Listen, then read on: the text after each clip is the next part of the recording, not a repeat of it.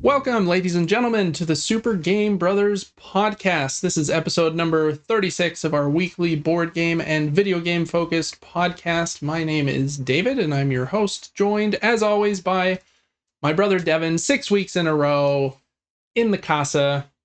No more virtual podcast, Devin. This seems to be kind of a flow we like. I kind of like it. I agree. I don't know why, but I like doing this in person. It seems a little, I don't know, kind of like a social event a little bit. Whereas like staring at the computer screen for a couple hours, even though I could see your face, felt different. Yeah, it really, really does. I don't know why, but I'm liking this as well. Although I do a decent bit of driving to do this. That is true. I mean, it's not that bad, but yeah. On a good day, 20 minutes. On a bad day, longer. Yes, it can be much. It can be much longer. But yeah, traffic. Yeah, we are back. We were here 2 days ago. 3 days ago. What day was that? Saturday? Sunday? I don't know. Sunday. I think it was Sunday. Mm-hmm. Yeah. Okay. So yeah, it is Wednesday. We're back to the normal schedule. Who knows? Hopefully, with the holidays, nothing else will interfere, but we'll see. But yeah, Devin, in the last 3 days, anything new or exciting? Today was a weird day. I was kind of telling you about it. I'm running on like no sleep, but we've got a feeling. Second serving of pre-workout for today, so we're going to be feeling good here in a moment. Let's see what did I do this week. Oh, I transitioned from 2005 skinny jeans to 2024 baggy jeans. Wow. And it's weird, just so you know. I believe it. I'm still in the like halfway skinny jean phase, and I don't know if I could get myself to buy one of those because I feel like I'd look like a doofus. Well, I went with our brother, and he knows the style and all the swag for. You went with our second youngest brother? Yes. Okay. For Rismus to get all the, he's got all the lingo, and we were in the dressing room. Rismus. I didn't know what my waist size was or the length, so we had to try 4 different sizes. We had to try 2 different waists, 2 different lengths in combinations. Right. But we ended up liking a size, and they are so much baggier than any pants I've worn in 15 years. And I'm like, oh man, this is strange, but I didn't hate how it looked. He thought I was rocking it. And so we left the store, we figured out the size, and on Tuesday went to their website, and Cyber Monday was still going on through Tuesday. So I got pants for $21.99 instead of $50 each. Nice. I was like, oh yeah. Love a deal. So that's probably like the 3rd item of clothing I've bought in 5 years. Yeah, I don't buy clothing very often either. It is usually pants when I buy something, but I do know my measurements and I just buy them online. And then they ship here. But I do need to try on some less skinny, kind of more, I don't know. I can't go full baggy, I don't think, but just kind of like a straight leg or something. I don't know. Yeah, straight's not bad. I'm kind of digging like the whole cargo look nowadays. They're bringing back like the side pockets, the big square side pockets. So weird. And I don't know. I kind of understand it. I understand all of the eras of style. It's very cyclical. Cyclical? Yeah, like icicle. Icicle. It'll rotate back in, right? Oh, it does. Like skinny will be back in eventually. So if I just wait long enough with my skinny jeans, I'll be fine. Well, yes, you will. You'll be trending. But there is something with the baggier jeans, so much more comfortable. Oh, I believe it. It's insane. I couldn't even believe it. I was like, wearing I don't even know, a parachute. Exactly. It was just free. Everything was free. So I did that. Did a little Christmas shopping for one of our siblings. We draw names every year, so I got to do that.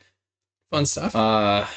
Found a really nice keyboard at TJ Maxx, and he wanted a mouse and keyboard. You know, the Raw Cat brand. It's what I have actually. Oh, is it? Okay. They claim it was like $120, but it was on sale for like 40. Hmm. And it was white and it like had all these rainbow colors. So I was like, you might like that. Cool. So I don't know. I might get it. I don't know. We'll see. Nice. What else did I do? Just fitness stuff. Our mom, for anybody that doesn't know, she doesn't sleep very well. And so she has ordered like hundreds of dollars of all these different supplements. Mm-hmm. And like cordyceps and cordyceps. Is that mushrooms? Yeah, it's like the type of mushroom that turns into the Last of Us creatures. Yeah, she was acting weird last night. So no, but she's trying all of these things. There's this company called Mudwater. And they throw like all this stuff in there. So I was stoked because I love supplements. Okay. And I was like, can I try some of these things? Not the ones for sleep, but so I've been doing all the stuff. Shilajit, turmeric, lion's mane, all the mushrooms. Lion's mane, is that a plant? It's a mushroom. It's a mushroom. It's a nootropic which is like brain health or something. I don't know. But nothing's worked yet. She's like trying the CBD stuff. Mm-hmm. I was like, shoot, one of these doctors is going to get so fed up, he's going to try to put you on THC. And she said, I'm going to take it at this point. That's funny. Yeah, that'd be a frustrating thing. I feel infuriating. Bad. I've never had problems falling asleep. Maybe like a single, like 1 or 2 days in my whole life. Yeah. Right. Because usually it's like a 2-minute affair falling asleep. But yeah, that'd be rough. Well, that probably pairs well with you, Devin. You have your own Shilajit, and then you're, testing all these other ones. It's just supplement heaven over there. Oh, it's amazing. On my way here, I was like, dang, am I like way healthy right now? Or your intestines are just full of so many supplements. It's like sand in there. Yeah, I don't know what's going on in my body, but yeah, still on that grind. Still watching movies. I watched a dumb movie on Netflix. Well, it wasn't that dumb. It was like Run All Night. We Run All Night. Liam Neeson and I don't know. Look, it was bleh. Ever since Taken came out, which I thought was a great movie, Liam Neeson has basically been that guy. He's the same guy, yeah. Pretty sure that for every movie. Yeah. Every time he's on a plane, a train. Mm-hmm. What other things can we stick him in? A space shuttle. I don't know if we've done that. Yeah, he's like Jason Statham. Jason. Yeah. He's like Jason every time. I feel like Mel Gibson and Kevin Costner have also like kind of gone down that road a little bit, but I think Liam Neeson, other than Jason Statham, are like the two most used. I can't even imagine how many movies he's been in. And I really like Liam Neeson. I think he's a great actor. He's incredible in Schindler's List, and love him in Star Wars. I think he's excellent in basically everything he's in. But I can't imagine that some of these like movies that are Taken ripoffs are very good. Yeah, and this was fine. And I can't imagine the paychecks he's getting are like humongous from all of those, right?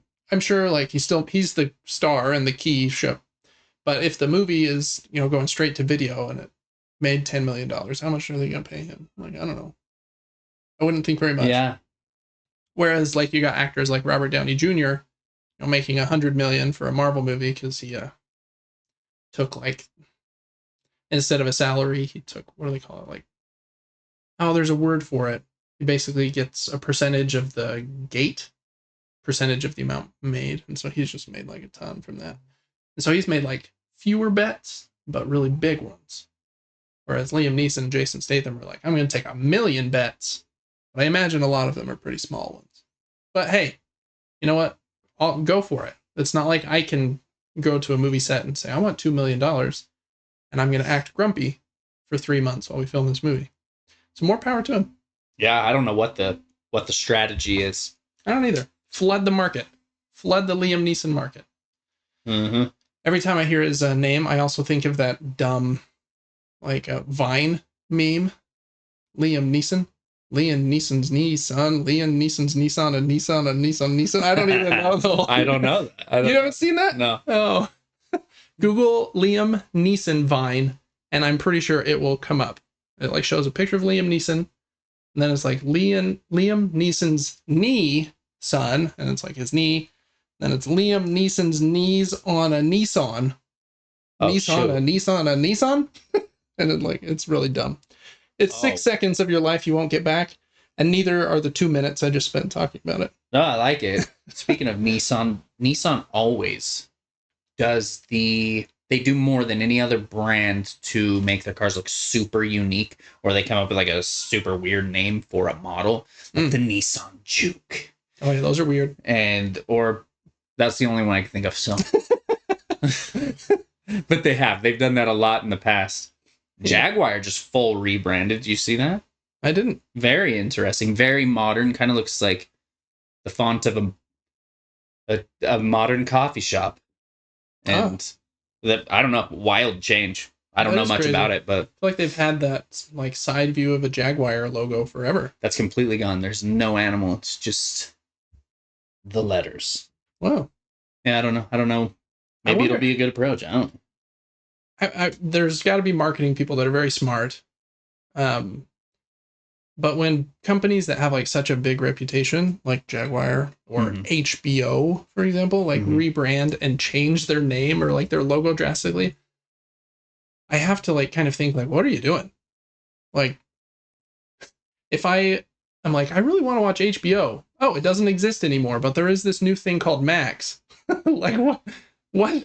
Oh yeah, every person had to transition that in their mind and go, oh, that's what that is. Mm-hmm. And there's probably still some people that have no idea where their HBO went, and they were just like, well, we don't have a subscription to Max, so I'm not going to click on that app. Right. Seems weird. But there must have been like some metrics where they were like, well, we want to step away from the HBO name a little bit, maybe have some more family-friendly content on Max or something. I don't know what they were trying to do, but a big name change seems risky to me. Yeah, very weird. Especially when like they're big names with like high quality, like HBO, and I assume Jaguar. I don't know very much about their cars, but yeah, kind of crazy. I feel like a lot of companies have been doing that. I think Facebook's is different. They kind of needed to stay relevant with Meta and kind of focusing on VR and stuff. But yeah, I don't know. What do you think about the Ray-Ban smart glasses? Did we talk about these at all? I have not seen these. Oh, really? Yeah. They look crazy. Do they? I don't know what they do, but they look crazy. Yeah, I don't know either. I'll have to look. Yeah, we'll talk about it next week. That before next episode, but it's probably kind of like a VR headset just in the glasses. So it's probably augmented reality, which is basically just you're still seeing real life, but it's projecting things into real life for you. So like your computer. That'd be cool though. If I could say, Ray-Ban, show me directions to, I don't know, the Cinemark, and Tom Cruise like walks you to the Cinemark. Yeah, exactly. You just follow him. It just puts him in your vision. That'd be sick. We're both like flying on the side of an airplane. Oh, 100%. You're both on motorcycles and jumping off cliffs. And he can run forever, so most likely you're not keeping up. So. Yeah, that's true. They turned that app on and like 40 people died the first day. yeah. He's like, let's take the fun route. You don't have a parachute. Yeah. That's funny. No, I haven't seen those, but I'll have to look. On my side, I didn't do much, but I don't think we talked about this on Sunday, but on Saturday, I went to a Jazz game. You did? NBA professional basketball game. I really like the Jazz. They are in the rebuilding phase and have been for a couple of years, so they are terrible. And have been for a couple of years, and it seems like it's going to be a few more. Oh, yeah. It seems really dire.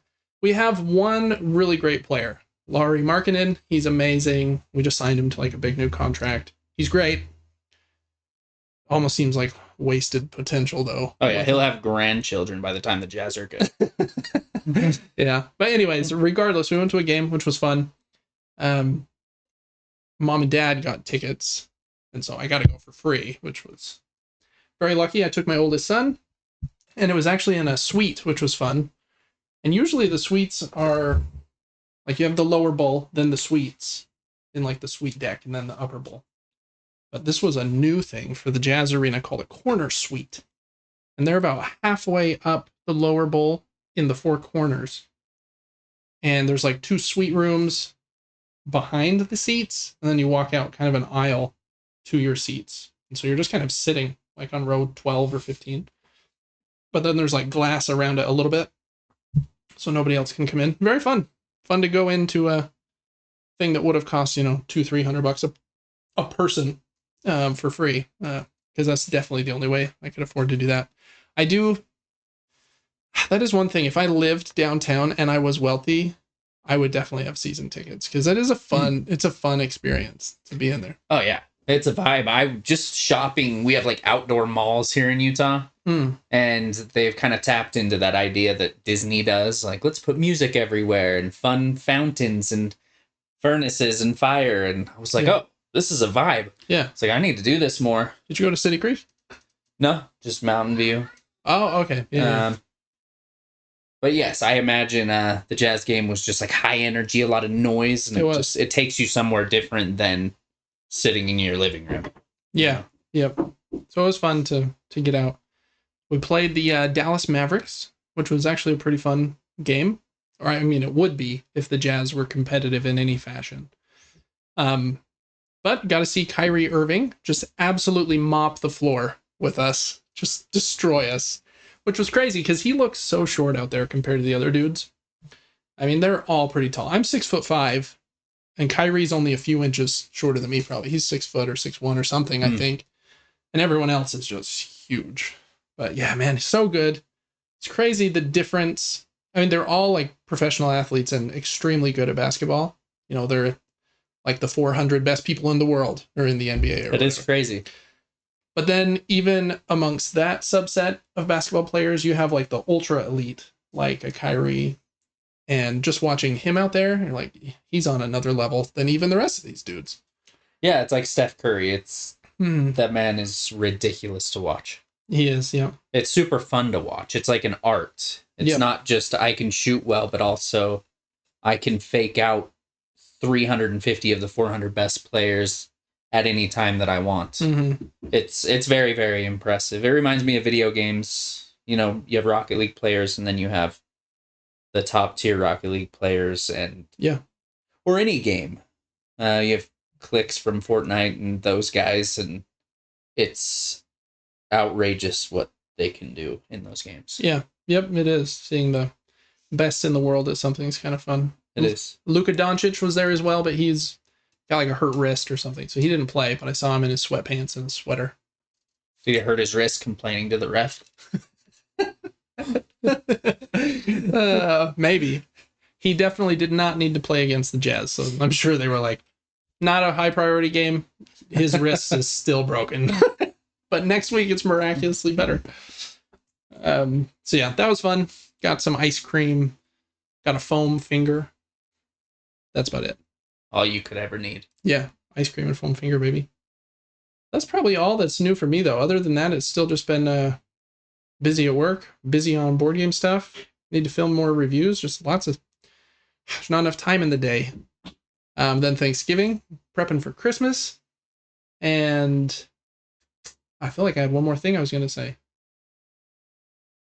One more thing that was making me busy, but I can't remember what it was. I'm so busy. So who knows? But yeah, lots of good stuff here on December. What's today? 4th? December 4th. I think so, yeah. 2024. Well, Devin, I think that'll get us into the show here. Like I mentioned at the top, this is the Super Game Brothers podcast. We do it each and every week and have been for 36 weeks now. We talk about board games and video games, a little kind of touch on the news in those industries, and then talk about the games that we've been playing. We play a lot of games. A lot. This week might seem like a little fewer because it's only been 3 days since we were last in the same room talking about them, but we play a lot of games. We have a lot of board games, have a lot of video games, and we're just always playing. So it's fun to talk about them. We also do have a Patreon. So if you could check that out at patreon.com/supergamebrothers, that would help us out a ton. You can follow that Patreon totally for free to kind of follow along with the kind of the flow and the posts going up there. But if you do throw us a few dollars, You can get early access to the show. You can write in questions and comments to the show. You can tell us all about your favorite flavor of milk or what your favorite game is. Ask us questions, whatever. And we'll talk about it on the show. So lots of fun perks over there. Make sure to check that out. Devin, I've changed up the show flow just a tiny bit again. As we continue to morph, and I think it will just kind of find its own, but I've moved the news mini-nuke to be the actual news section. Oh, okay. Towards the end. So the news will maybe be a little more mini. I don't think that being like a news show like CNN, we're definitely not talking about that kind of news. No. The CNN of video games is not what I want to be. 40 die after new Ray-Bans. Yeah, exactly. With Tom Cruise. Tom Cruise being sued by 40 families. So I don't know. We'll touch on important things, but I mainly want it to just be like fun and laughing and talking about fun games we're playing. So a little bit of a switch up here, but we are going to still have this opening segment, which is new games to subscription services. There are a lot of subscription services. You got PlayStation Plus, you got Game Pass, Nintendo Online. There are probably some on PC as well. If you have Amazon Prime, you get stuff. If you have an Epic Game Store account, you get a free game or two every week. So lots of new games are cycling in. So we're going to go over the new ones for this week/month. So I'm going to go over to the computer screen here, and we will go over those. I think first up this week, there is a new trial if you have PlayStation Plus Premium, so only the highest tier.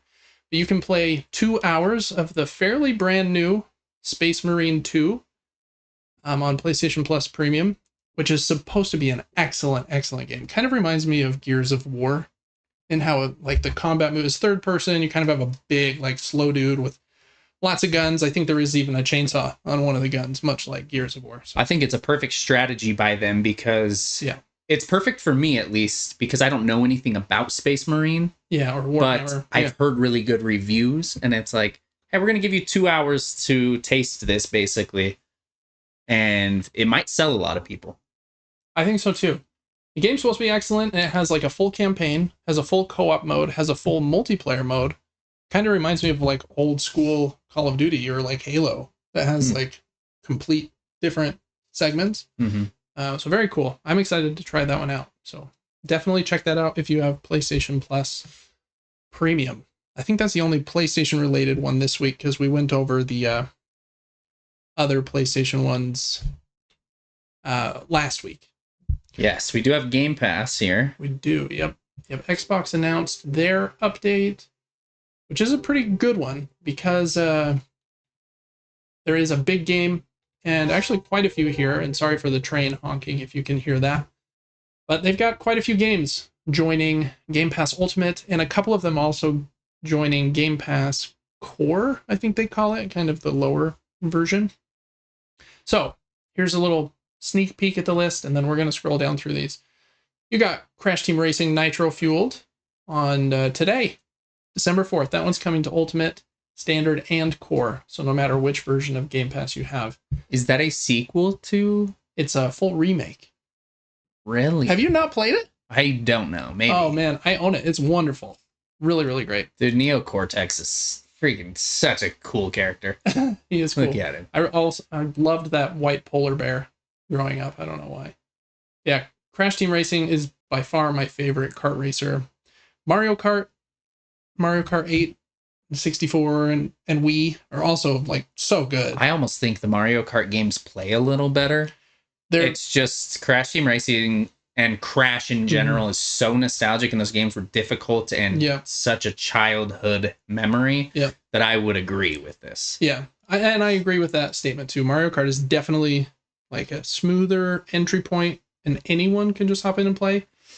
This game is much more like a bit of a step up in like complexity and more going on. The drifting's insane. The drifting's crazy. It's sharp, isn't it? It is, and you have to watch a meter. And you can use either trigger. If you use R1, then you'll use L1, and you have to push it at like these increments when this like meter hits the edge of this track to get little mini boosts before you get a big one. And so you're like, it's an active kind of turbo instead of like in Mario Kart, you just hold your drift until the lights turn blue or purple or whatever.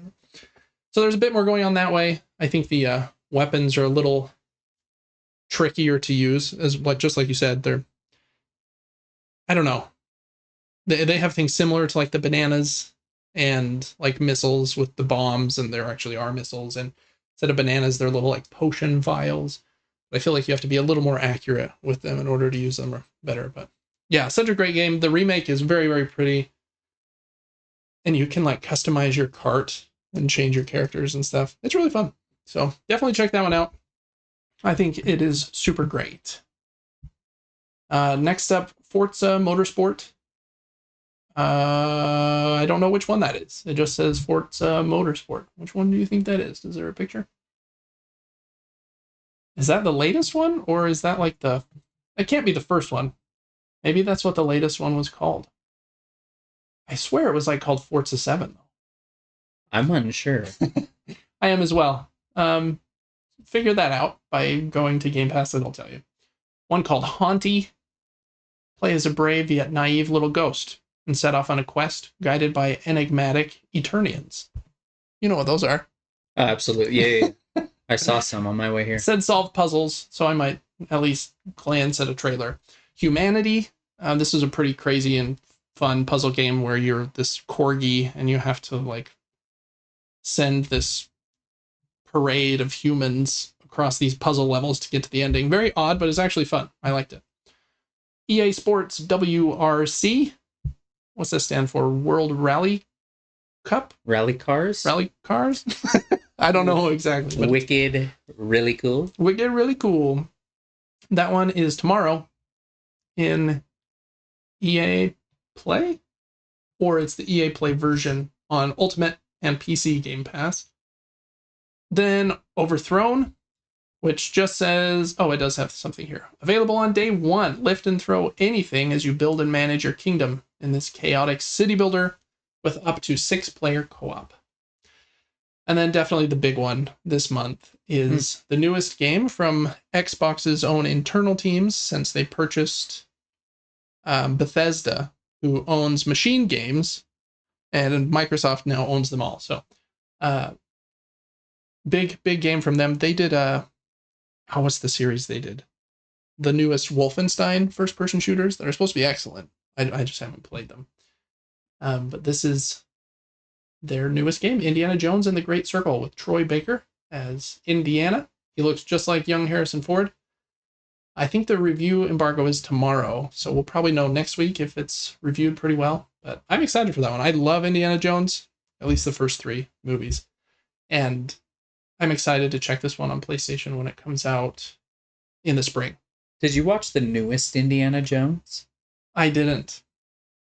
I've heard it's worth a watch. It's interesting. I've heard it's a lot better than the Crystal Skull with Shia LaBeouf and the monkey swinging. But yeah, I haven't. I do need to check that one out. That's something like the Golden Compass, something like that. This next one is one I've actually almost purchased many times. It's called Wild Frost, and it kind of looks like Slay the Spire. It's a tactical roguelike deck builder. And there's not a picture, but you can see it kind of has this anime art style.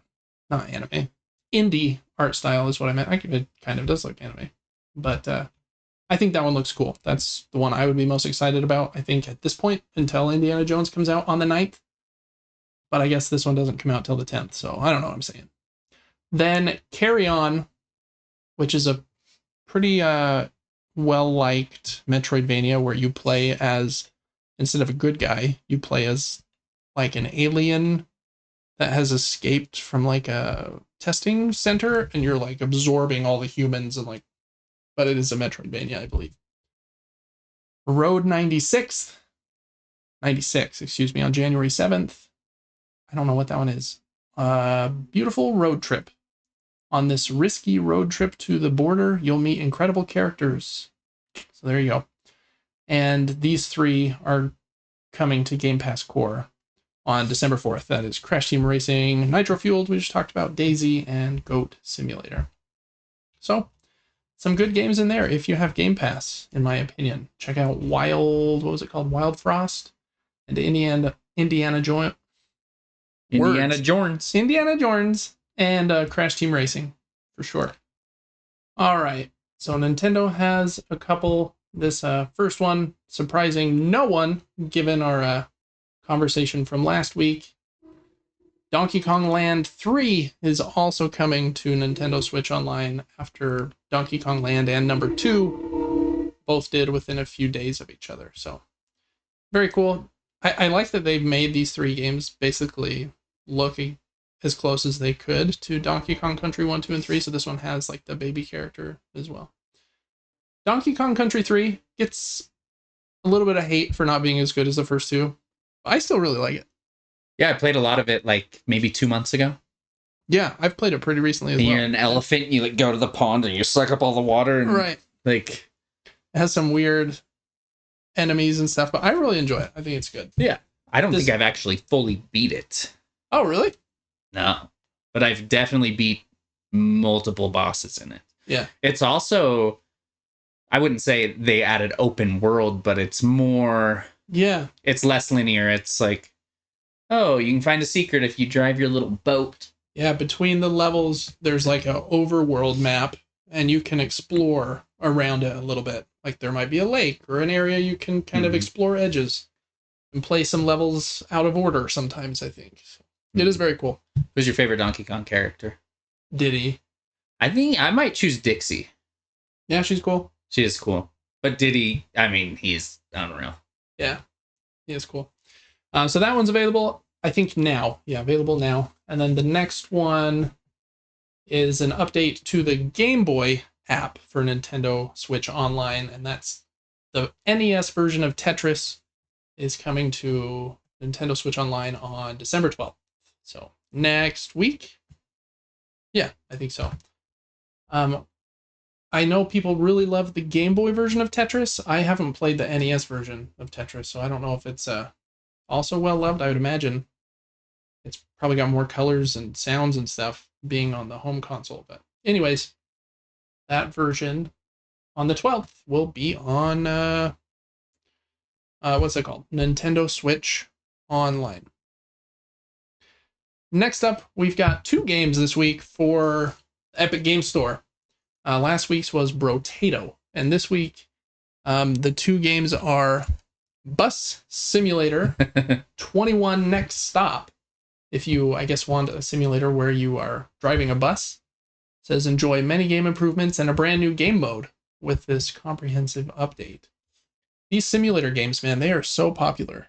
It's wild. I haven't really dove into this genre. I haven't either, but I mean, there's like farming simulator that people love, and then there's like the truck driving simulator. Power wash simulator was pretty hot. Well, imagine being like the guy that has the most hours in Goat Simulator. Yeah, that one is very kind of making fun of the simulator thing a little bit. The next free game on the Epic Game Store is a big one, in my opinion. This is Lego Star Wars The Skywalker Saga, which is the version of Lego Star Wars that came out, I think, just a year or 2 ago. Yeah, April of 2022. And it has all 9 games in it. So you can play the entire Star Wars, what do you call a 9 trilogy? 9-ilogy. Oh, yeah. Yeah. It's supposed to be pretty good. I like Lego games. It's hard for me to play that much Lego content, though. I'd have to play that like over a year. Like play one of the games with my kids over a couple weeks and then take a break or something. But they're a fun time, especially if you're introducing like new people to video games. Then I think they're pretty good. So make sure to add those to your library. And then the last thing we have here for subscription services this week is Amazon finally posted their list of all of the games that will be included with Amazon Prime for this month, the month of December. And there's quite a few. We'll pull it up any second. The link hates us. Oh, it does. Oh, there it is. We got it on the iPad, but it's not thrown to the screen. Here we go. There's quite a few, so I'll go through these kind of quickly, but the highlights are here. I think Star Wars Bounty Hunter, Dredge, Overcooked 2, Tomb Raider Underworld, Call of Juarez Gunslinger, and Predator Hunting Grounds are kind of their headliners that they're showing in this image. So there's quite a few. Available now, you have Star Wars Bounty Hunter, which we saw up above. I'm pretty sure I played that one a little bit on when it originally came out. Tomb Raider Underworld, Overcooked 2, Call of Juarez Gunslinger, Dredge. Those are all available now. They were all good old games codes. On December 5th, that's tomorrow, so when you're hearing this, Quake 2 is free. And also December 5th, Disney Pixar's WALL-E, if you wanted to play WALL-E. Then on this is awesome. I've been wanting to play this one. This makes me happy. It wasn't in the picture. Didn't know this was here until this moment. Planet of Lana, or Lana, is on December 12th. And that's kind of a side-scroller that reminds me of Limbo and Inside a little bit. Different company, but it's supposed to be really solid. So I'm excited to play that one. I've been waiting to buy it until it was on a good enough sale. But free is Amazing. As good a sale as any. So I'll just play that on my Rogue Ally, baby. Heroes Hour is an accessible yet deep and content-rich strategy role-playing game. I don't know what that one is, but also on the 12th, The Coma Recut, if you wanted to go back into your coma. And Electrician Simulator. Take on the electrician role and learn the profession's basics. Install sockets, repair worn-out equipment, assemble broken appliances, and replace light bulbs. Just continuing our simulator vibe here. Redrawn, the Painted Tower Collector's Edition.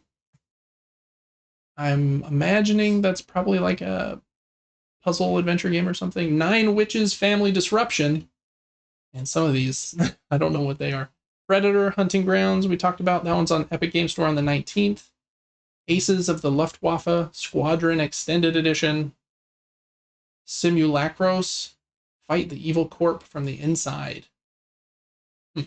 Christmas Fables, the Magic Snowflake Collector's Edition. Magic Snowflake. And Simulacros? Remember Simulacrum?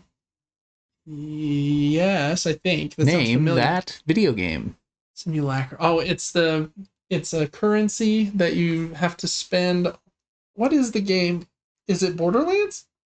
It is Remnants. Oh, Remnant. Okay. Yep, you're right. You were close. Lots of weird currencies in those ones. Then The Town of Light, a psychological adventure told in the first person. So lots of games in there. Some of them, I'll let you decide which ones are skippable or not. But I am Planet of Lana is my pick of the month, since I've already played Dredge, which is excellent. If you haven't played that, or Overcooked, play those. They're great.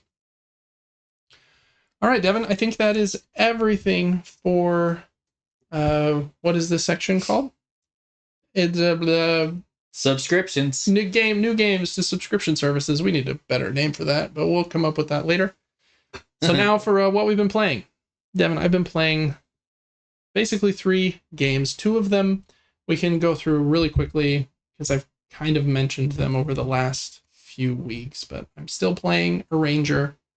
I still think I'm in like the last-ish area, so I'm guessing I will finish that one pretty imminently. Still really like it. I'm excited to see how it what kind of bow it ties on that package. Is it going to be a bow where I'm like, didn't love that ending, and it pulls it down to like a 7 out of 10? Or is it like a great bow, and I'm like, oh, that was excellent. Like, 8.5, 9. I don't know. We'll see. See how it comes together. But I've liked it so far. I've also played VR2 a little bit more. Haven't had a ton of time to do that, but played a little bit more Pistol Whip. I don't even think I'll throw it up on the screen for a second, I guess, just in case anybody hasn't seen that one. But a really fun game where, kind of in Guitar Hero fashion, you're going straight down the middle of this path, and you have to take out all of these enemies John Wick style and avoid their bullets. And if you fire to the beat of the song, you get bonus points. So you're trying to set the best score you can, and you feel like a total gangsta doing it. Straight up. Yeah. Very, very fun game. So, and I did buy like 5 more VR2 games that were on Black Friday sale this last week, so excited to check those out as well. All right, Devin, I started a new game, which we hinted at last week, that just barely came out on PlayStation. I'm loving the heck out of it. I only started it yesterday because we talked, what did we talk, 3 days ago? I think is when you were last here. But I started Nine Souls. This is a Taiwanese Metroidvania game that has gotten a lot of buzz this year. Just barely came to PlayStation. It had a very small launch week discount, and so I decided to get it. Man, it's awesome. I'm probably 6 hours in so far. I'm on the second main boss. I've only tried the second main boss once and got absolutely wrecked. Like, not even close. Oh yeah, not even close. This game is very difficult. Awesome. I like that.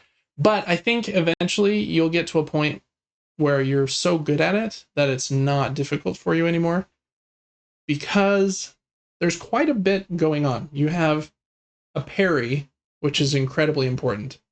I really like some of the systems in this game. You have a green health bar. If you get hit while you're trying to parry, but your parry wasn't perfectly timed, you take what's called internal damage, and part of your green health bar will shade dark red.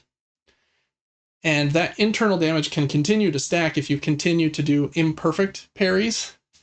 And so I've had a lot of times where my health was basically full, but I'm in this intense fight with a boss, and I've done a lot of imperfect parries, so I've got a ton of internal damage. And then if you get actually hit once, it takes all of that internal damage. Does that internal damage regen over time? It does regen. It's just like time. Remnant again. Remnant has gray health. Yeah, exactly. And it can regen. Mm-hmm. And it's a really cool system in the game. But because of that, man, that parry is so important to not miss, especially on the bosses who hit so hard. If you're getting a lot of internal damage, you're just gonna have a combo where the boss boom boom hits you twice and you're done. Are you invulnerable while dashing? You are while dashing, yes, but dash is a different button than the parry. So parry's L1, dash is R2. Do you think you could beat the game with 0 parries and just dashing? I think you could, but it does incentivize the parry. And I don't even remember what they call this system. But on the top left of your screen, you have this little hollow circle. And if you do a perfect parry, it fills up and you get, I think they call it a talisman. And then you can use R1 and you can assign different talisman effects to this, but the one you start the game with is R1 does a special dash where you dash through the character and attach a bomb to them. But that bomb will only explode if you hold R1, basically commit to that parry for another half a second, and your character's just kind of standing still at that point. So by using the perfect parry, you get this cool talisman system that those do a lot of damage with that talisman thing. But you have to find a good window to use it where you're going to have enough time to kind of explode that bomb. And that's some of the combat system is on those triggers, because you got L1 for parry, R2 for your dodges, because there are red attacks that you can't parry, right? So you have to be dodging or jumping sometimes. Then eventually you unlock a jump attack, and the way that they do that is jump and then the parry button, L1. And then there are some enemies that will do a red undefendable attack, but also they will turn green at the same time. And if you do that jump attack to them, avoiding their red attack, it's like an ultra counter. There's a lot going on. Reminds me of Sekiro. There were specific times where an icon would pop up and you could just dodge it, or you could push forward and parry at the same time and step on their spear or whatever. The coolest move in that game for sure. The Mikiri counter, I think is what it's called. I played that beginning of that pretty recently, but this is the first boss that we're seeing here. Very tough. This video you're watching, he is definitely playing on story mode, not on standard mode. This is easier. This is way easier. Interesting. I died to this boss probably 20 times. And again, it's a tough fight. I bet the fight to do it, to succeed at it, unless you're like really good at the game or over leveled or really know how to like perfectly combo all your stuff, it's about a 10-minute fight. And he has 2 phases. And if you if you mess up for even a second, take too much internal damage, and then misread something and he hits you, that's like your whole life bar. So yeah, it's fun to watch here on story mode, but this is not the experience you'll have. It's much more difficult, which I appreciate. I actually like it. I like that. Agreed. I feel like you can get to a point where you've like fully mastered like the when to parry and when to oh, it looks like story mode doesn't even have a second phase. Well, he did get his health down all the way, just barely, and he like jumped back for a minute. Oh, he did. Okay, never mind. Freak out for no reason there, but man, this game's awesome. Surprisingly violent. Really? I think the way they get away with it, because I think it's only rated T.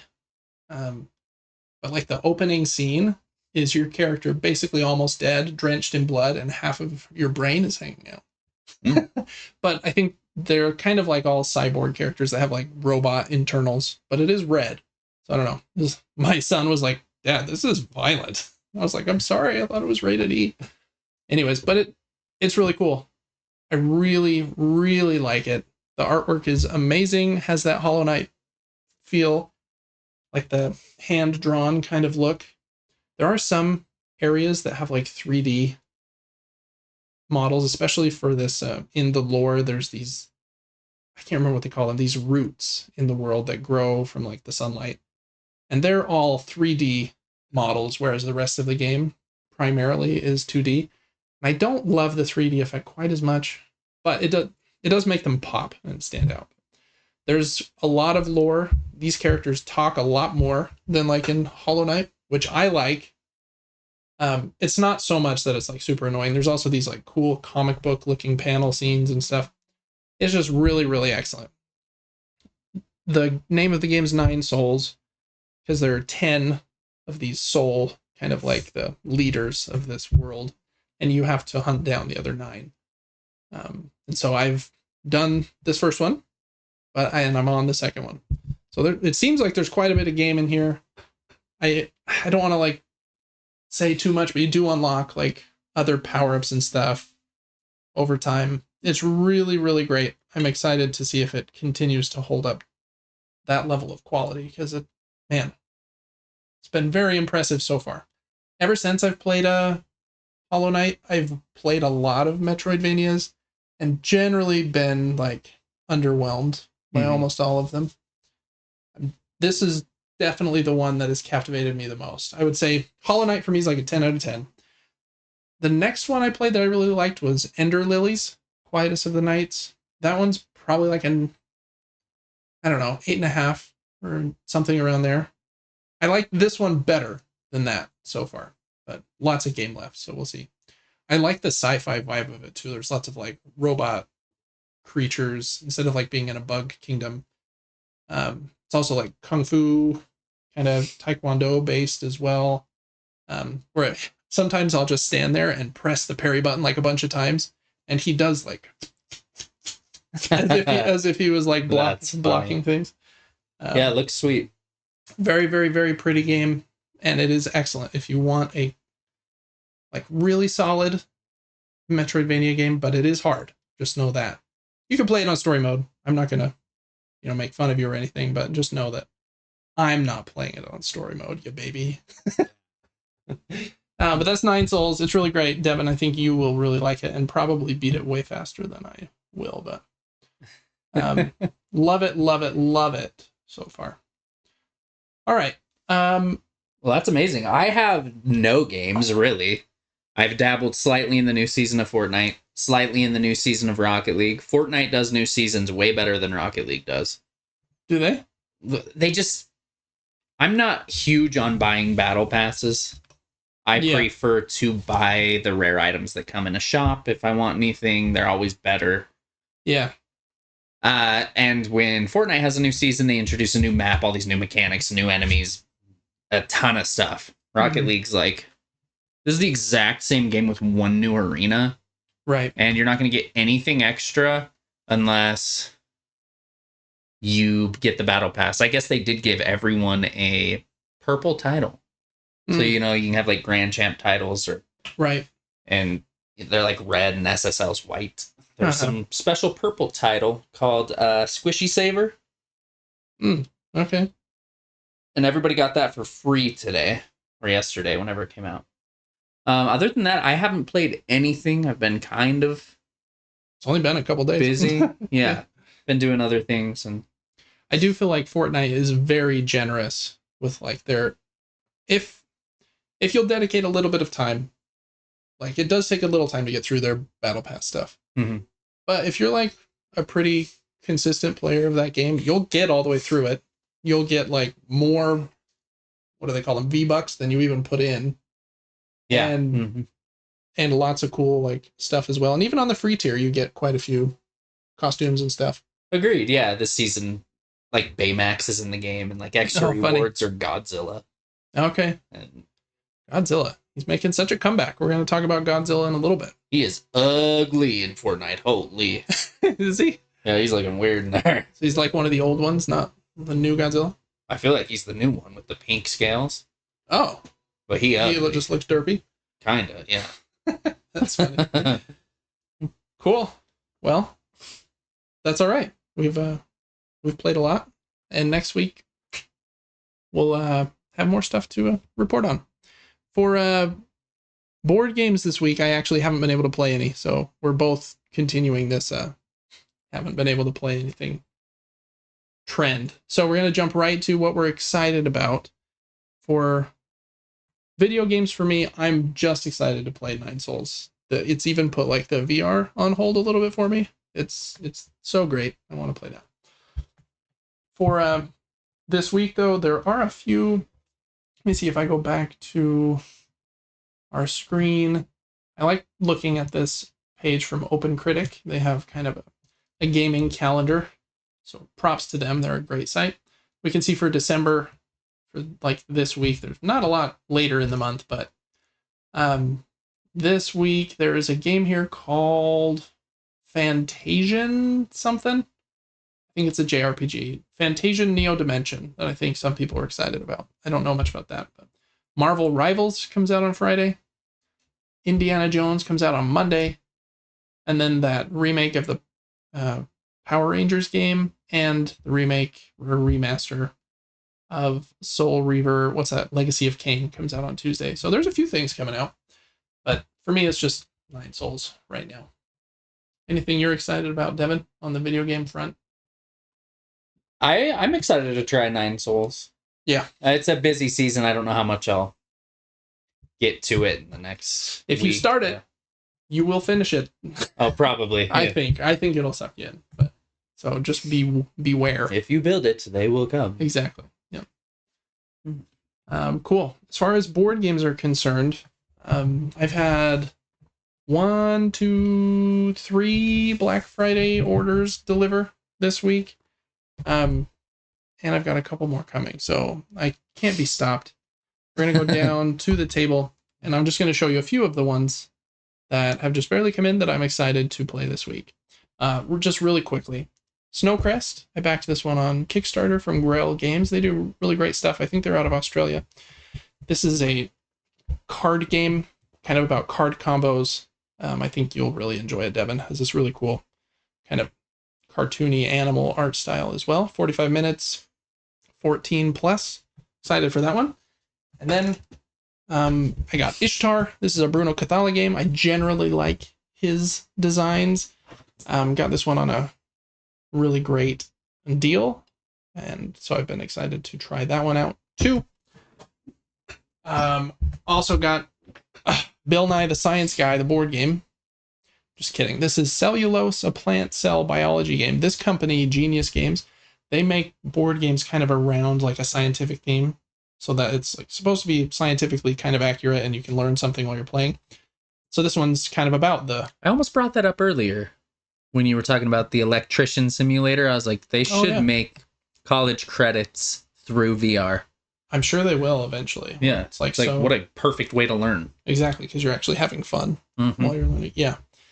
But this one is about like growing this plant, I think, and then you're inside the plant on this board, like looking at the cells and the, what do they call it? The mitochondria is the powerhouse of the cell. Absolutely. That's probably what the game's about. It's supposed to be pretty good. You're the mitochondria of this podcast. What does that make you? Are you the, what are the other pieces? Let's see. Is there anything that has no purpose? The enzyme production, the starch, the cell wall, or I can't read them. They're too small there. Stome. Oh yeah, there's the mitochondria. It's this purple guy right here. That's a mitochondria. Powerhouse of the cell. So I've wanted that one for a while. I got River Valley Glassworks.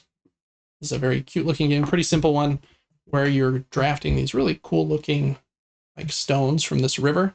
And the river, whichever one you take, that piece will go to the beginning and then kind of push them down. So all of them will eventually end up like in the lake. You're trying to get the best sets. Pretty simple game. I think it says 25 minutes on here, so it's like a simple one you can play with the family. Very pretty pieces, nice bag, pretty cool. Excited to try that one. And then this one just kind of came out of nowhere. I got it for an uber good deal, and I'm actually really excited to play it. It's a push your luck game where on like the end of each round, a bunch of these dice are going to be rolled, and whatever the total of all the dice are, the sum, you're going to look at that number, and it's going to be in between the range of one of these 7 boats out here. So this boat, for example, says, what does it say, 20 to 23. And if that was the total and you would put your piece there, then you win the fruit from that boat. And if you ever get all 5 fruit, you win. So it's a race to do that. And so you're manipulating the pool of dice. Like you start with 4 dice of your color and 1 white one, and you're trying to decide like which dice do I want to put in the pool, because they're all going to be rolled, and the dice are different sizes. You got like a D4, a D6, a D10, and a D8 maybe, or 12. I don't remember what the other one is. So really simple game, just about putting stuff out, hoping the dice roll in your favor. Seems pretty fun. I'm excited. And then 2 little ones. We got Jekyll versus Hyde. This is a 2-player trick-taking game. We talked about that a couple weeks ago. It's hard to do, doesn't happen very often, 2-player trick-taking games. But this one is one of those. One player plays as Dr. Jekyll, and he's trying to, I think, keep balance by winning and losing the same number of tricks, if possible. The other player is playing as Hyde and wants to win them all. Or lose them all, like one of those 2. And so whoever can do that better wins on that one. It's supposed to be good. 2 players, tiny box, 20 minutes. And then last up, theme I don't really care about, but this is an all-play game, and they're kind of square box line, the same box line that I dropped on your head a few weeks ago, Devin. You don't remember that? No. I stood up to grab my stack of boxes. I have this size right there, and I dropped one of them like on your head. Oh, I feel like I briefly remember. I probably don't remember because I got hit so hard. Yeah, exactly. Put you in that coma recut that we talked about earlier. This is a game about fashion, but it's not. I mean, that is the theme. I kind of want to show you. I think it's a cool idea. Let me see if I can find the cards. They're right here. Every player has 2 of these cards in their hand, and then they're going to have a bunch of other cards. They won't have these ones per se, but I'll just pretend. And there will be 3 stacks of cards on the table that you're going to bid or auction for, and you auction for all of them at the same time. So you'll take your cards and decide, am I going to put them on the left side to bid for New York, between these 2 cards to bid for Paris, the middle column, or on the right side to bid for Tokyo. So you can split them up however you want, and then you'll reveal them, and whoever bid the most in each one will win. And so you're doing kind of 3 auctions at the same time with these divider cards. It's supposed to be really fun, even though I don't care for the theme like at all. A lot of people have said it's just a great auction game. So excited to try that one too. Whew. And that, I think, is the group there of games that have come in this week that I'm excited to try. All right, Devin. Jumping into the new placement for the news mini-nuke. There's not a ton of news this week, but there was a couple of things. So we're going to go back up to the screen. I'm going to hop over here, open this link. Kind of the biggest thing, there were a couple announcements of studios closing. Ilphonic, who I think made that Predator Hunting Ground game that we talked about earlier, they're closing down, I think, or at least letting go of their workforce. And this was the big one. Ubisoft has decided to close down X Defiant, which is their kind of first-person shooter that just launched, I think, about 6 months ago. You actually cannot sign up at this point today to play it. If you're a new player. If you've played before, you can continue to play through, I think they said June 5th. And I just stepped on my keyboard, so hopefully that didn't mess anything up. It didn't. So if you played before and want to continue, you can through June 5th. But they're shutting down the marketplace, so you can't make like in-game purchases, but you can still play with, and they're issuing refunds of people that bought like the season passes and stuff. Basically, the game is shutting down. It's kind of crazy.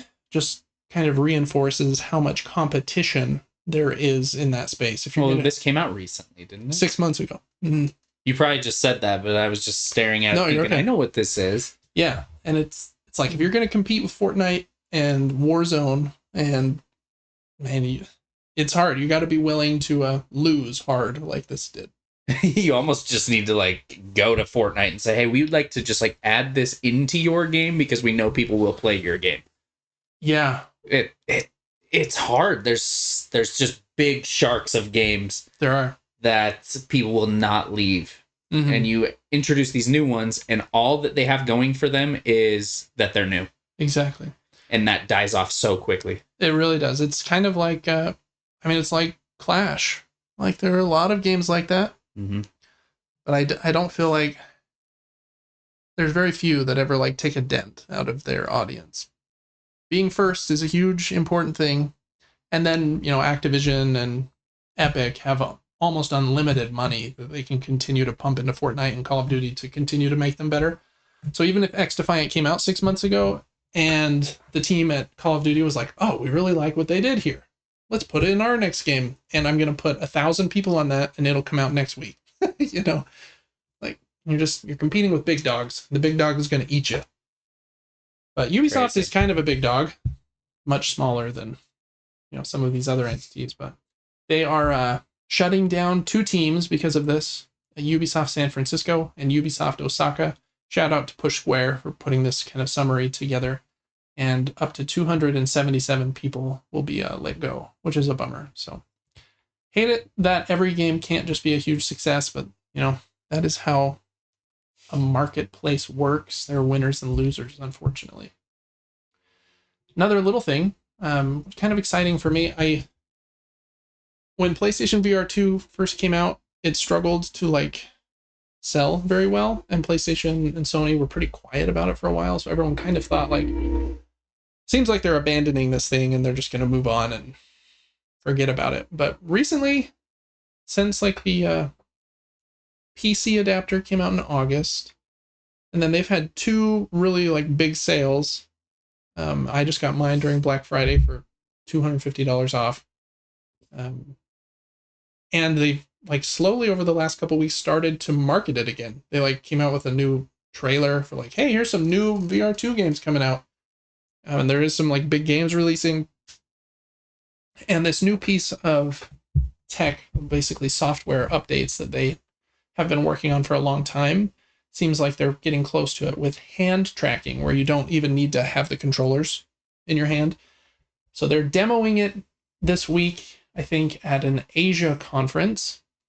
And from the little display they have here, it can keep track of your hands and a pinch motion, a grab motion, or pointing, which is really cool. If hands can become the controllers here, that would be nice. Even though the the VR2 controllers are pretty good. They have the rumble and what are those triggers called? Adaptive triggers and everything. They're nice, but it does just feel slightly, I don't know if it feels more fake or less fake holding something. Because like when I'm playing Beat Saber and I'm holding something with a little bit of heft, I'm like, oh, this does feel like a lightsaber, and I slash that and it vibrates a little bit. Mm-hmm. You know, I'm like, ooh, I felt that. So I don't know. I don't mind the controllers, but cool that this is a thing. So just a small little update there. I hope it means that Sony is going to continue to iterate on this, even though it didn't sell like as gangbusters as they were hoping out of the gate.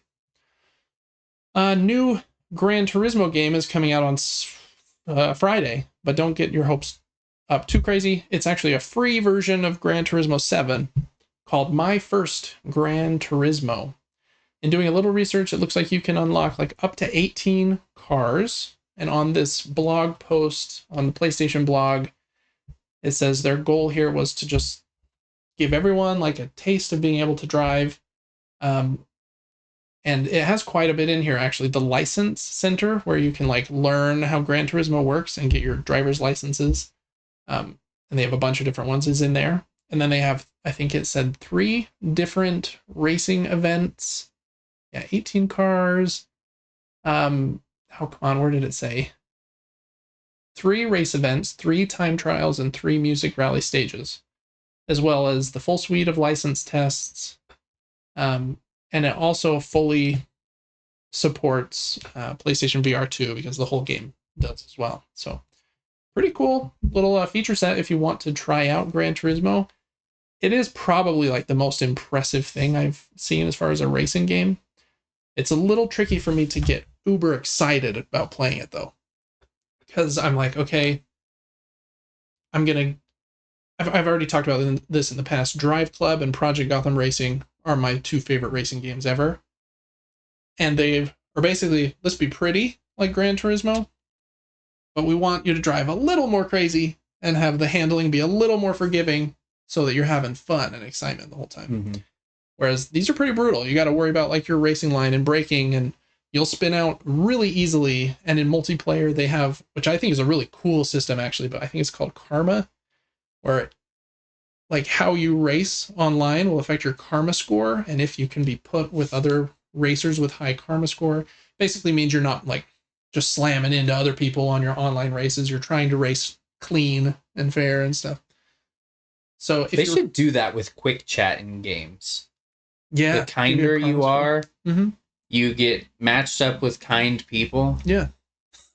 Yeah. I played Rocket League the other day, and I was just, the whole time it was just arguing back and forth. Like the entire community of Rocket League, just a bunch of babies. I was what are we doing? Can we not have fun? I think that's a great idea. Even a Board Game Arena, where you can play board games online, it has a karma score like that. I accidentally left a game. I don't remember what happened. My browser closed or something. And so I got a karma ding for like a few weeks, and then you have to like slowly build it back up. And I was like, man, that's a bummer because that was an accident. Mm-hmm. But at the same time, I was glad because then I'm not going to be paired with other players that just abandon games all the time. Mm-hmm. And that is a big thing in Rocket League, even like just teams forfeiting. Oh, yeah. Which is not really fun. So I really like this system. Gran Turismo is really impressive, really cool. I think it can kind of be the racing game for anyone. If you just want to like get in there, do some races for fun, and like earn money and try to build out a crazy garage of cars.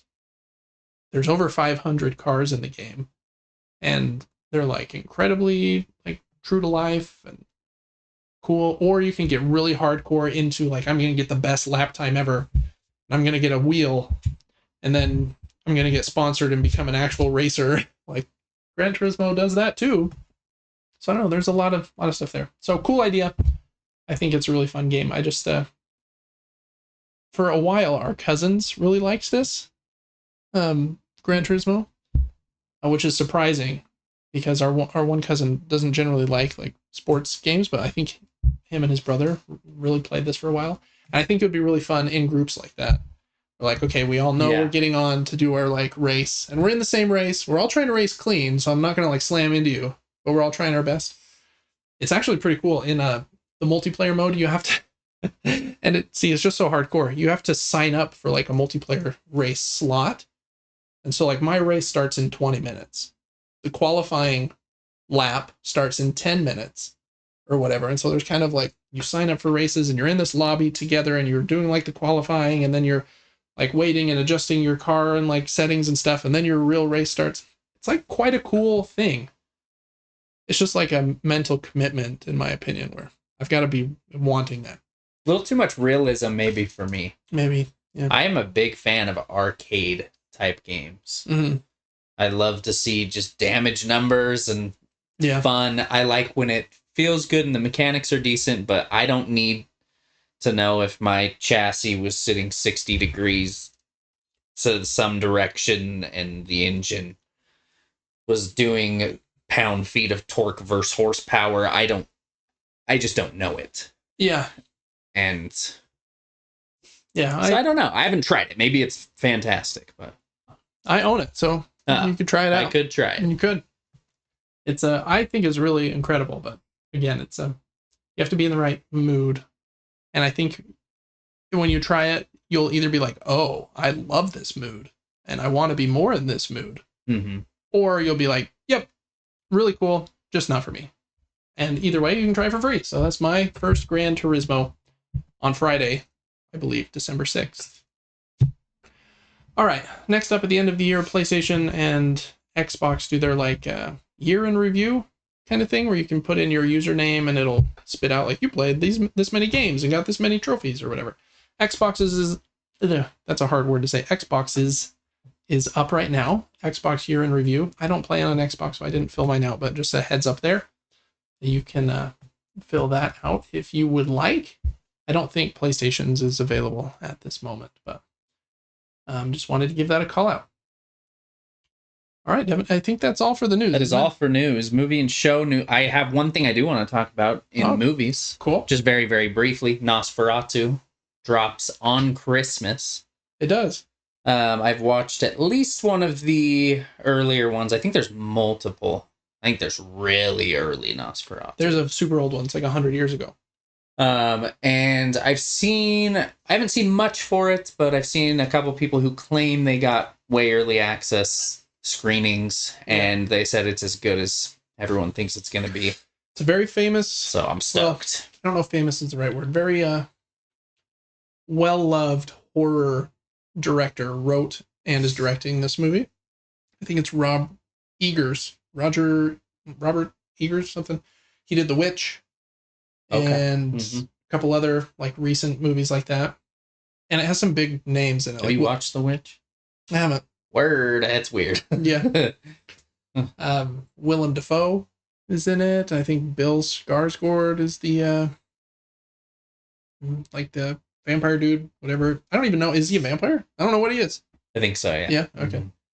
So I think it has some big names behind it as well. So that should be fun. Some big movies to end the year, which is common, you know. Movies want to hit Thanksgiving and Christmas so that everybody goes. Even though I heard like that Moana 2 is only like meh. It got like $220 million Thanksgiving weekend or something, which is the highest for an animated movie ever. So oh, really? They really want to hit those holidays if they can. So that being on Christmas will probably be a boon for that too. Just because everyone wants to do something together as a family, you know. Cool. All right, Devin. Well, that is it for the news. Throw up that first one here for me while I do this intro. That'll just help this be a tiny bit smooth for the clip out. But we're going to jump over here. All right, Devin, we are going to jump into board game crowdfunding corner. This is where we talk about all of the games, not all of them, all of the games that are interesting to me that are in crowdfunding at the moment. There are dozens and dozens and dozens basically at all times, so I can't cover all of them ever. But I think there are 7 this week that I thought looked pretty cool. A couple of them are these print and play roll and write games. So I just wanted to give a shout out to this one first. This is Space Driller. This one is €3, or if you get like the full set that comes with, I think, a couple extra maps and stuff, I think it's €7 or €8. And basically then you can print it or pull the image up on your iPad, which I've done, which works really well, because then you just turn like the iPad into a annotation mode or whatever that's called. And then you can roll some dice and play right on your iPad. But this one is kind of unique. You are rolling dice, but before you start rolling, everyone is going to kind of what's the word it uses here? It's not define, it's like command. Oh, this word is right on my. You're gonna like program. That's probably a good word. Program some directions into your driller's memory.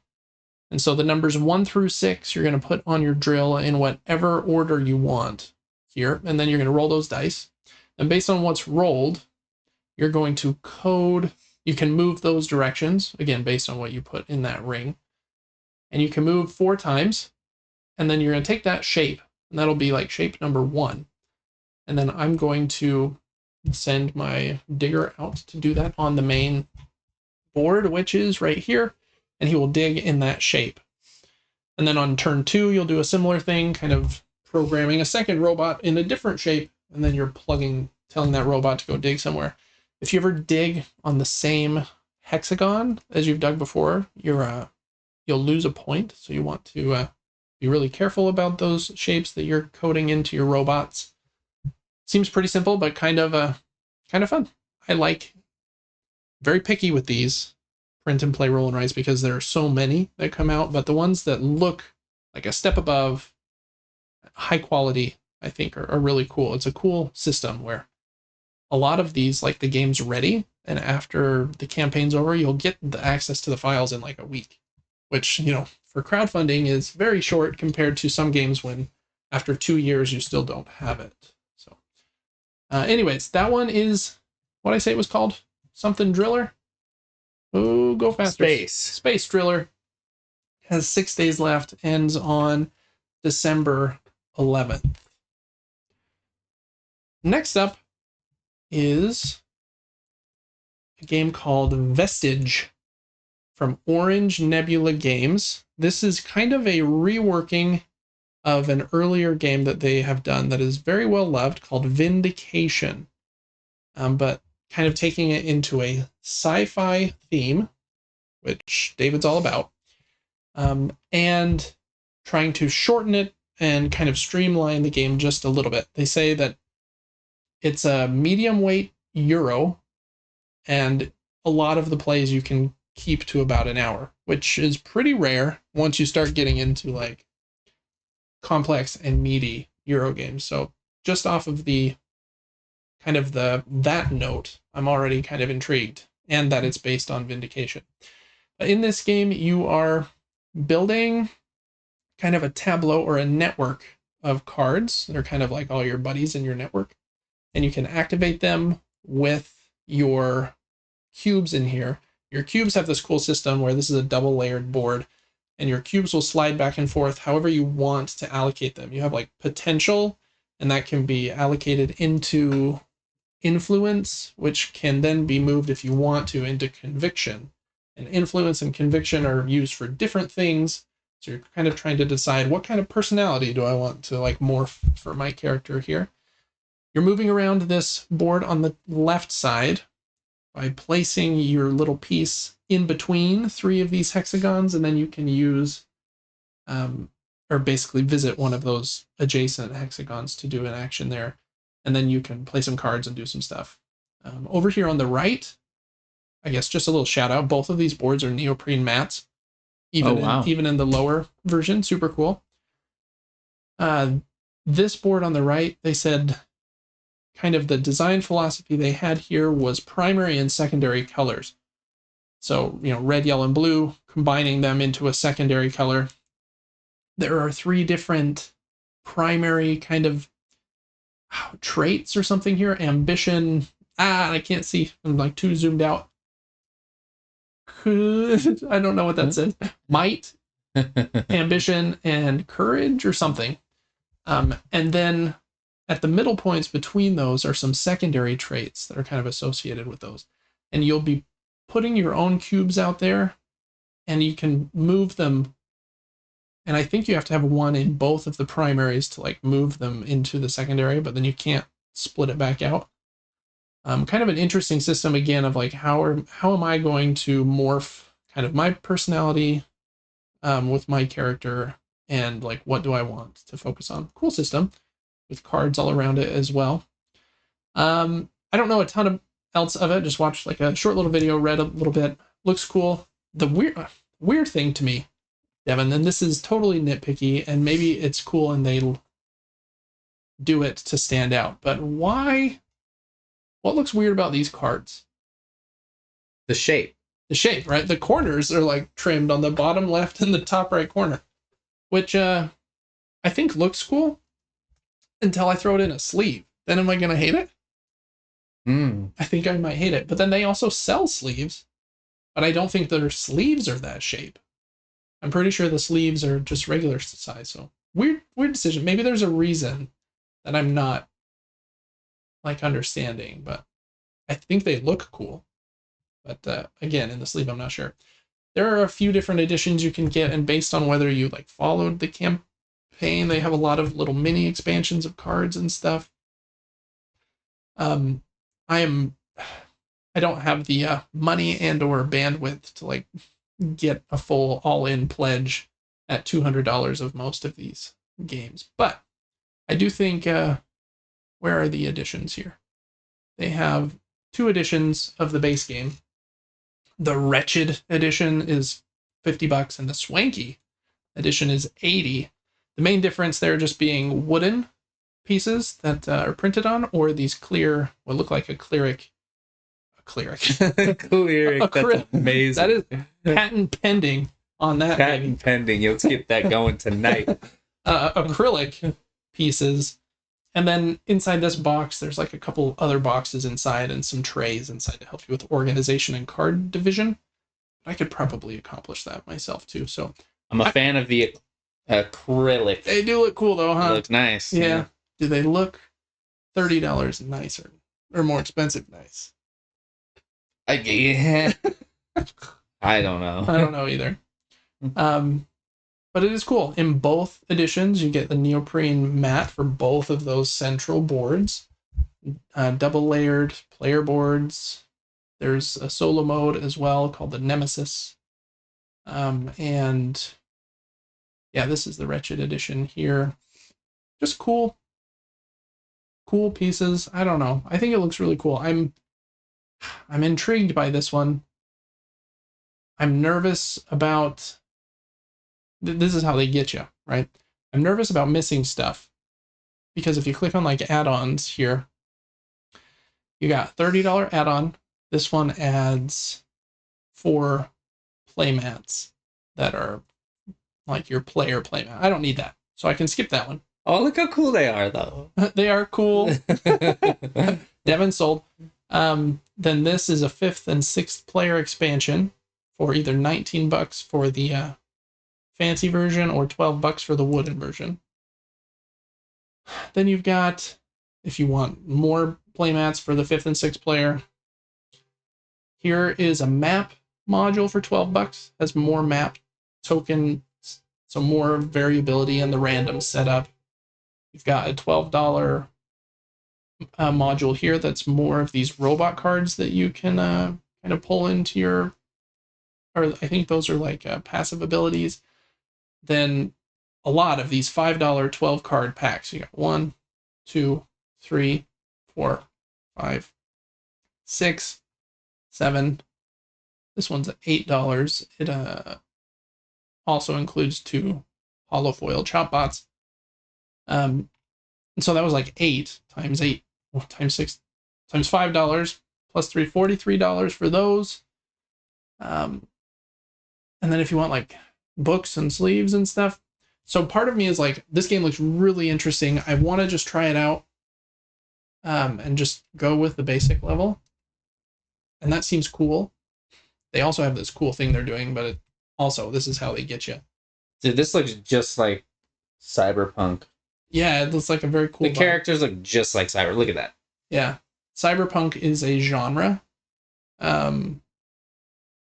Really? Long before like Cyberpunk 2077, the video game came out. Really? Yeah. So I think it's meant to kind of look like it's in that, cyberpunk robot genre. I wanted to show you this is pretty cool. Free worldwide shipping if your pledge is over $100. So I'm like, okay, if you get a pledge at $101, free shipping, because the shipping is not inexpensive. If I got the $49 game, I'm adding $15. But then I'm going to miss all those $5 card packs.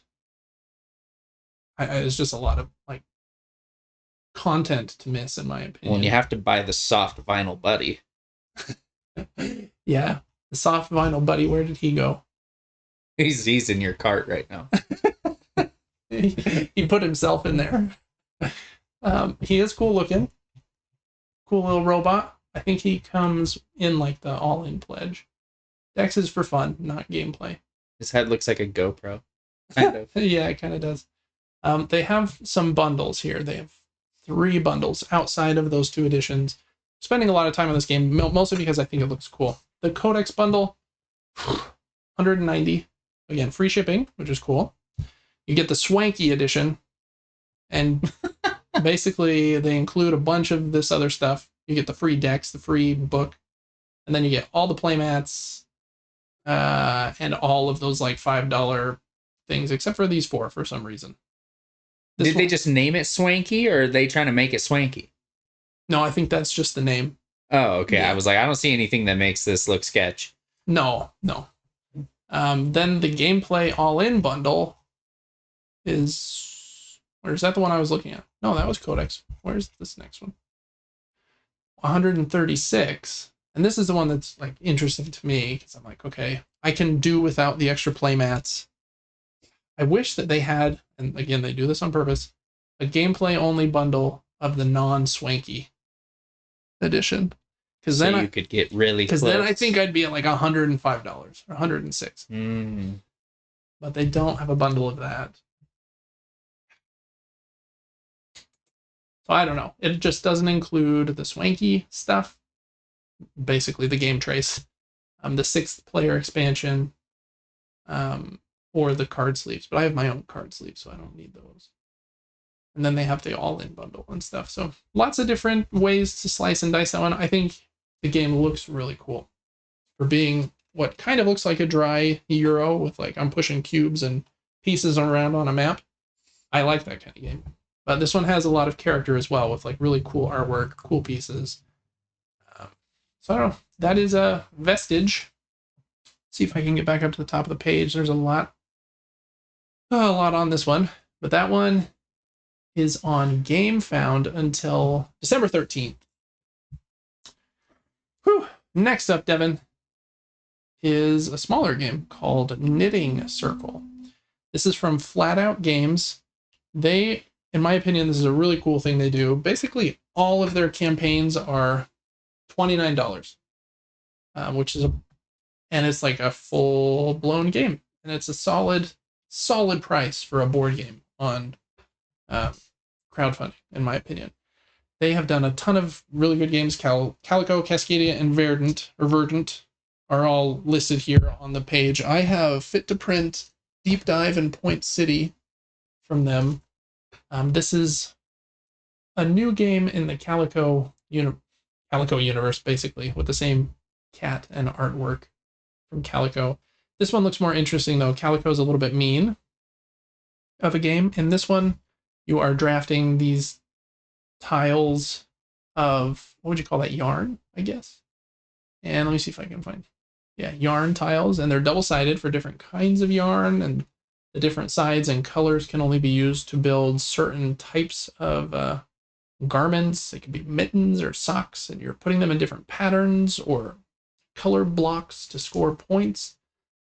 Kind of gives me like, it's got the drafting vibe for sure, because there's the central board, or is it how to play here, where you move your cat 1 or 2 spots and then take a token from wherever you stopped. So you're doing that, but you're also on your own board. You can like swap some out or discard one in order to flip one over, and you're spending your buttons. So it's kind of a Azul kind of level puzzle of how am I going to knit the best stuff. I think it looks cool. I'm more interested in this one than I was in Calico. So excited about that one. I'll probably wait for retail though, but I do think it looks good. That one is Knitting Circle from Flat Out Games, and it is on Kickstarter again until the 13th. A lot of them ending next Friday. Okay, for our second print and play game of the week, this one is from, what's the name of this company? Postmark Games. And I think they do the highest level of print and play games available by far. And they're pretty well regarded in that effect. I think even Shut Up and Sit Down have like praised their stuff on their channel, which is like a big deal. So these guys are great. This one is $6, and it is a game where, again, you print a sheet. There's no cutting or anything, and then you just bring your own deck of 52 cards. I have like 30 of those, so won't need to buy any of those. And then with that deck of cards, you're doing a dungeon crawl by putting cards on the right side of your board, and the randomization of the cards, because you'll shuffle, obviously, and then draw from the top, will kind of decide what items you can get, what enemies you're fighting, and you have to kind of work within those boundaries. And like the wounds that you take, the equipment that you have is slotted under the bottom of your board. Really cool idea to try that with just a deck of regular cards. For $6, you get 2 maps and 4 different. Where is the? I think there's like a explanation here of the characters. Well, anyways, you get 2 maps and 4 characters with the $6 pledge. And let's see if it says here. Your pledge includes Map 2 and all future Season 1 content. They support their games for a long time, so like in a month, they'll be like, hey, here, we've got a new map. And then in another month, like, hey, here's map 4 and character number 5. They've done that with all of their games that I'm aware of. I have Voyages, which is one of my very favorites. I love that one. So this one's like a, yes, I want it. And they also say that they will have it up extremely quickly after the campaign is over. So very excited to try that one. Their pedigree is kind of the reason. Matthew Dunstan and Rory Muldoon are the 2 there. So anyways, that is 52 Realms Adventures, I think is what it was called. Yeah, 52 Realms Adventures. It is on Kickstarter until Sunday, December 15th. Okay, just a couple more, I think, maybe 3, maybe 4, who knows. This one, very unique looking. I thought it looked cool. So even though I don't know if I'll get it, I wanted to give it a shout out. Coming from Japan, this is Planapita, maybe. And they say here at the beginning that it's kind of inspired by crokinole with curling and magnets. And I like those things. I love crokinole. In this one, you have, let's see, how to play here. You put your little ship around the board into where you're going to launch your piece, and then you flick it in, kind of like crokinole. And if you can control the center ring at the end of the game, you get like 5 points, 3 points, and 1 point maybe for the outer ring. But you have a few options after you flick your piece. You can decide, oh, it's 5, 4, and 3, actually. If you want to flip your piece over or not. If you flip it over, there is a magnet right near the top, and so it will kind of, oh, you can see it there, kind of stick to the board and be harder to move if you do that. Which is a cool idea. There's also this black piece, what does it say? Jammer. And he will remove all the face-up discs in the same area. So you got to avoid jammer or move it so that other players' discs are removed. So if you're able to like push him into a different area, anyone that didn't flip their disc over will lose those. So just kind of a fun, sillier version of something like crokinole. I think it's cool that it fits in like a board game size box. Let me see if I can show the components here. So you got a box, planet board, launch pads, those discs, and then they have a little board over here for the victory points and chips that you get each round. And you can get a 5 and 6 player expansion, which does fit in the box. I don't know. I thought it looked pretty cool. I don't know if I'll get it. Again, shipping from Japan is just, it's hard. It's only $15 here, but I don't know. It looks cool. That one is Planapita. I think we decided. I decided. Yeah, I said plain pita when I saw it. Plain pita. Okay. But it's probably planapita because it's one word.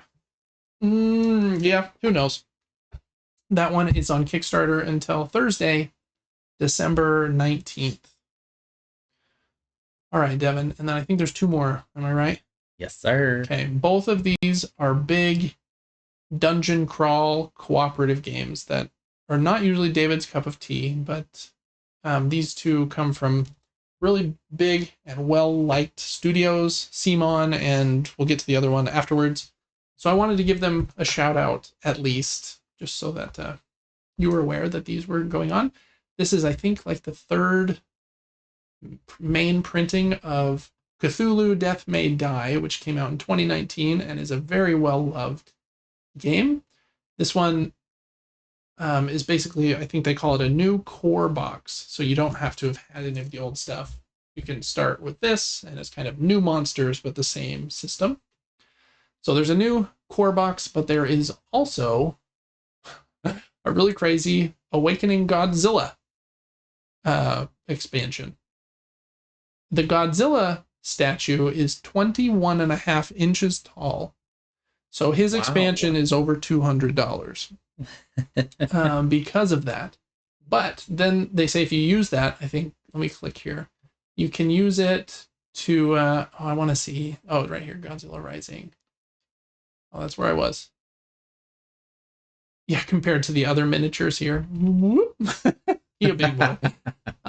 You can play with him against the other Cthulhu miniature that was humongous from the earlier versions, like that. So if you want big old fights, then there you go. Or you could just get the new core box, which doesn't have Godzilla, but it's like their newest monsters in this system. It's called, what's it called? Forbidden.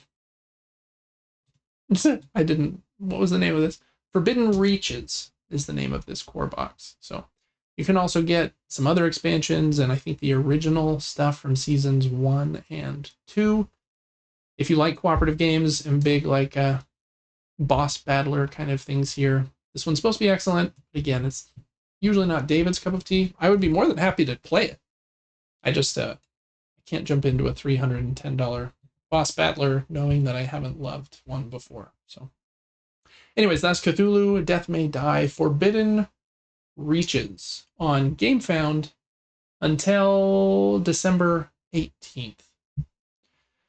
And then last one is also another cooperative boss battler, I believe. Kind of dungeon crawl here. Is called Enormity. And this one is from the same team, if I remember correctly, that did Aeon Trespass Legacy, I think it's called. Another big game with big pieces that I haven't played. But, you know, this one's kind of sci-fi themed as opposed to the Cthulhu kind of theme we were seeing before. I'm sure they play very differently. This one, I think they put down here kind of their main tenets. High quality narrative, roguelike campaign, easy to get into, dark, hard lore, enormous open world, improved tactical combat. This is like an upgrade to the system that was in Aeon Trespass. 2 different versions of the game. Again, I think most people that are interested in this are probably looking at the miniatures version. They do look better than the standees for sure, but you know, that's 50 more bucks for those. But yeah, there's a lot of pledge levels here too. This Dead Spacer pledge, definitely a riff on Dead Space, has 5 boxes, it looks like, and it's 350 bucks. I do think the like the combat system and everything here looks pretty cool. Even this baseline pledge, it looks pretty cool still. Mm-hmm. So I don't know. Just again, a big company that's had success in this world before. And I just wanted to give them a shout out along with Cthulhu Death May Die, because I think a lot of people will be excited about this one, even though it's not necessarily a David game. But if you want to get it and then invite me to come play it, I would gladly play it. That is Enormity, And it is on, what's this, Kickstarter until Wednesday, December 18th. All right, Devin, that is all of the games. So which of those 7 games that we just looked at is going to be Devin's pick of the week? Is it going to be one with big old minis or one of the others? Well, that's what I was going to mention is if you're into the dungeon crawler, massive 22-inch Godzilla. That's By the way, cool. who wins that fight? Cthulhu's cool looking. Cthulhu is cool looking. What is he? What even is he? I don't feel like I know enough about him to know, other than he has those creepy tentacles. I don't. Are his powers? Like Godzilla shooting the laser, Yeah. and screaming at you, or whatever he does. I don't know what Cthulhu does. He had wings. Either. He's cool. He's got wings. Yeah. Yeah. Mm-hmm. I was gonna say if you like those type of games, go for one of those. But I think my pick is gonna be 52 Realms. Nice. That was a print and play, and then to continue to support your game.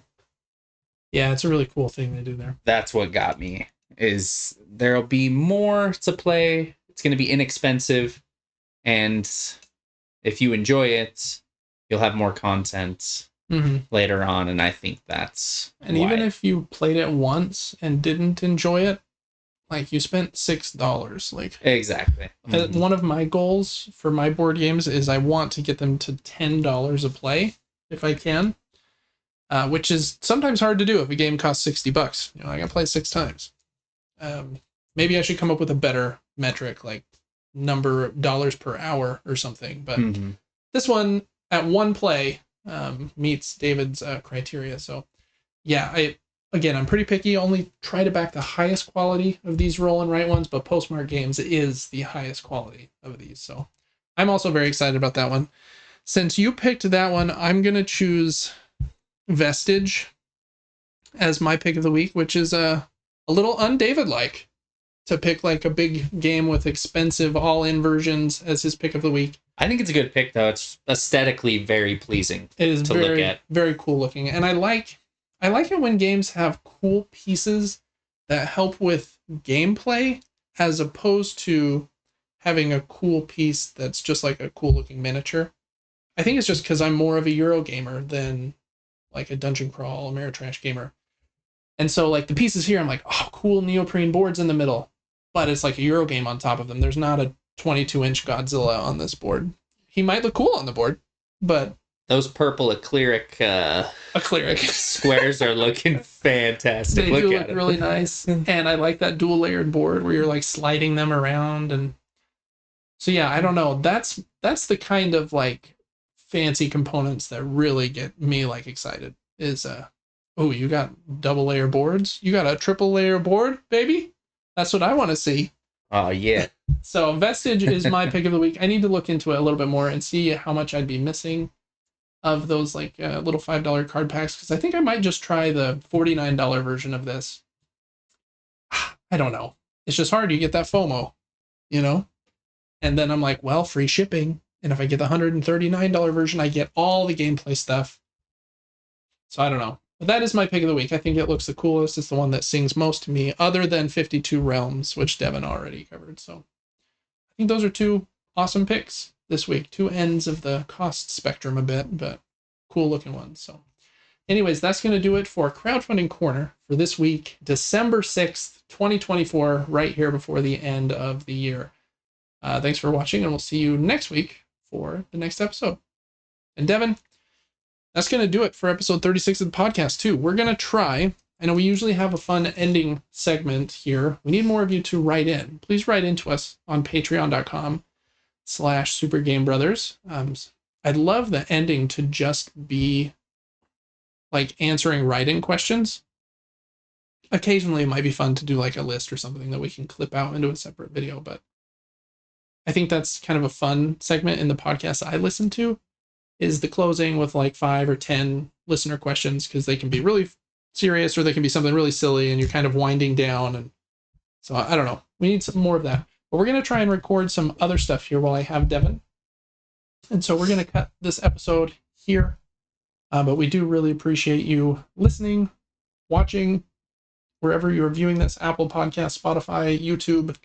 Please leave us a review. like the video if you can. Subscribing helps a ton. And yeah, we will see you next week for episode number 37. Till then, have a good one. Back on our faces for the last second. I think I was on our screen while we were doing that, but till next week. See you later.